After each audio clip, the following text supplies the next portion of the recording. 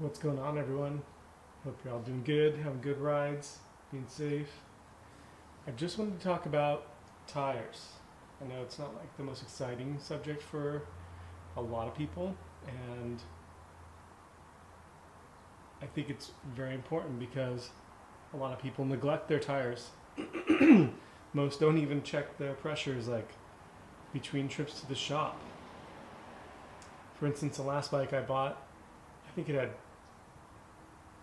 12 psi in the front tire. I mean, it had just been sitting there forever, and the guys just handed me the keys. Go ahead, go for a ride. So anyway, what I wanted to talk about is sport touring tires and the comparison between Bridgestone and Michelin, and is the extra money for the Michelins worth it in the end? Because depending on the model and the size, there can be like a $55 difference from rear to rear. First thing I wanted to talk about was longevity and break-in. I guess it's two things. Maybe it's all things. The Bridgestones, in my experience, tend to break in a lot faster.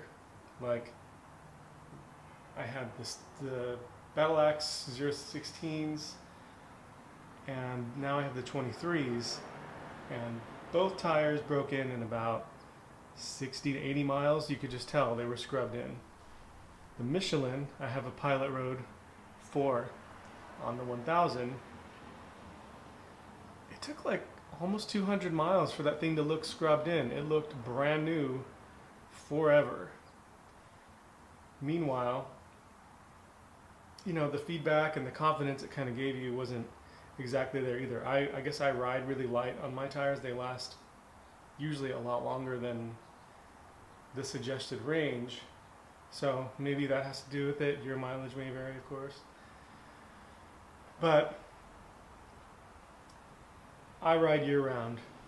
If it's not raining, I'm on two wheels. So I noticed over a period of a year, Bridgestone tires, they would last from I would buy a new tire in October, and the next October I'd be hitting 18,000 miles. I'd be ready for a new tire. And I keep up with my pressures. I run them what the manufacturer suggests. Sometimes I run them 1 psi over.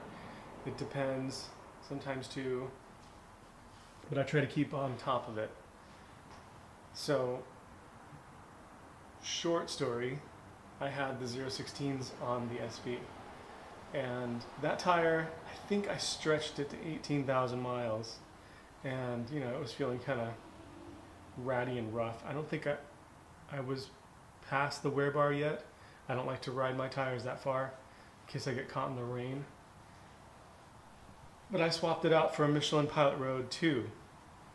And the smoothness of the Michelin compared to the Bridgestone, new to new, so much different. Like I said, initial feedback, the Bridgestones, they feel closer to a sport tire when they come up to temp. Like, they seem to come up to temp a little faster, and they give you that earlier confidence than the Michelin did. Like, the Michelin takes a little bit more work to come up to temperature, but once it does, it feels great. It's just, I do so much straight up riding, it's hard for me to actually make it into some corners with some temperature in my tires. I'm always being very ginger and everything.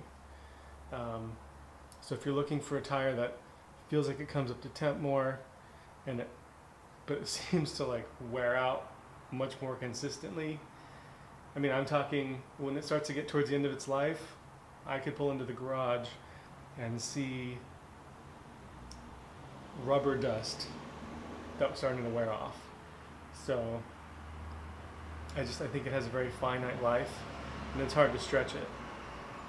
Back to the Michelin Pilot Road 2s I had, I was at, I think the total mileage I went on those had to be like 32 to 34,000 miles on a rear. And I know that sounds maybe a little outlandish on the SV, but it's a very light bike. And like I said, I'm light on my tires and I keep track of my tire pressures. I rode that one down to the wear bar too. I mean, I was on the wear bar when I knew I needed a new tire. And the week of, I was headed to Metric Method to get my new rear. And I got caught in a downpour, like a blinding downpour. And I had Road 2s on front and back at the time. And I mean, I couldn't see 10 feet in front of the bike. And this was in Irvine. And in my head, I'm like, okay, the center of my tire is flat. I need to be careful. I need to slow down. I can't see anything. People can't see me. And even though the Michelin was down to the wear bar, the bike never made any weird, scary movements. It never felt like it was getting out on me or hydroplaning. And I mean, the water was pooling on the road.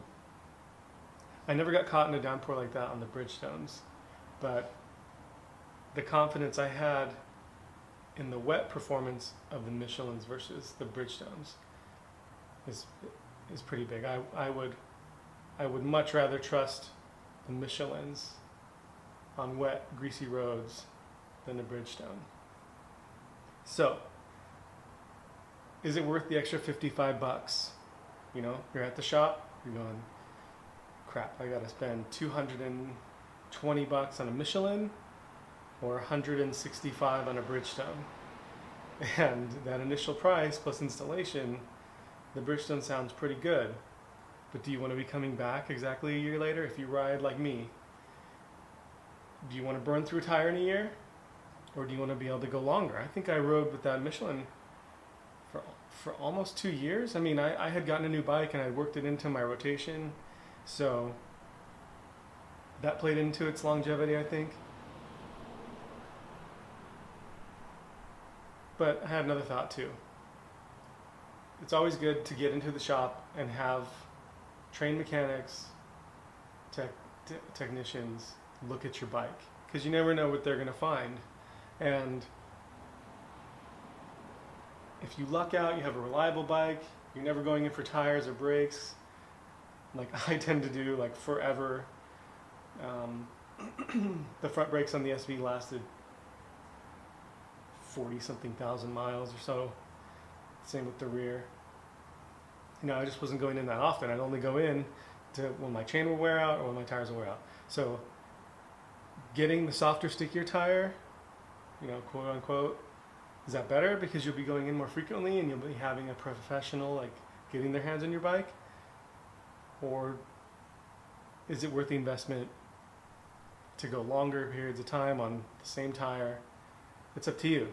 I mean, you have to keep an eye on the tire, make sure it's not weathered, cracked, wearing weird, and you got to really keep up with the pressures to make sure they last as long as they can. Personally, I like having Michelins. I think they give me a little more confidence once they come up to temperature. I know they're going to last a long time, so my money's a little more spent. It goes further, literally. So the $55 to go almost another year versus dropping another $165. I mean, it's a long period of time spending the money, but the money is still spent. So anyway, just wanted to give you guys some things to consider, and hopefully my advice, you know, helps somebody out. I know that there are a lot of tire comparison videos out there of brand to brand, and when you go on forums, it's like everyone says this tire is the greatest. I changed to this tire and it was so great, and I'm only going to use this tire from now on my bike. But what's the context of their experience? Do they ride 1,200 miles a year, or do they ride 20,000 miles a year? And how, you know, there's a lot to take into consideration. How they maintain them, how hard they ride on them. Are they doing canyons? Are they just doing, you know, highway and commuting? I don't do a lot of canyons. I don't have the time to get out.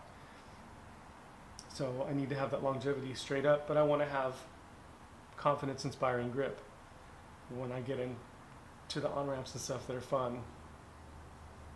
So anyway, I hope this helped. If this video sucks, I'm sorry. Just got off the road. It's been a long week. And maybe I'll reshoot it again sometime when I have collected more thoughts and blah, blah, blah. But anyway, you guys, take care, ride safe, and be good to each other out there. Later.